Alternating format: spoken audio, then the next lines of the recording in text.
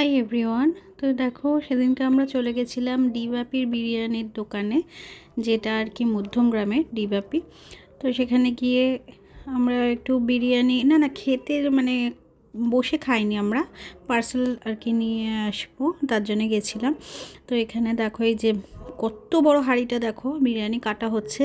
আর ওনাদের যে হাতের যা স্পিড আমি দেখছিলাম শুধু দাঁড়িয়ে, তোমাদের সাথেও একটু শেয়ার করেছি। আমার বেশ দাঁড়িয়ে দাঁড়িয়ে মজা লাগছিল যে দেখো কত প্লেট আর কত পার্সেল হচ্ছে। আমরা একটুখানি ভেতরটায় ঢুকেছিলাম, কারণ এখানেই অর্ডারটা করতে হচ্ছিল। আর এই যে নিয়েছিলাম হলো গিয়ে তোমার ফিশ ফ্রাই। তো ওনারা বললেন যে একদম পিওর ভেটকি এখানে পাওয়া যায়। তারপর আমি আবার বাইরে চলে এসেছিলাম, কারণ আমি দাঁড়িয়ে দাঁড়িয়ে দেখছিলাম যে ওনারা প্লেটেও কীভাবে কত স্পিডলি দাদা দেখো সার্ভ করছে, দারুণ লাগছিল দেখতে।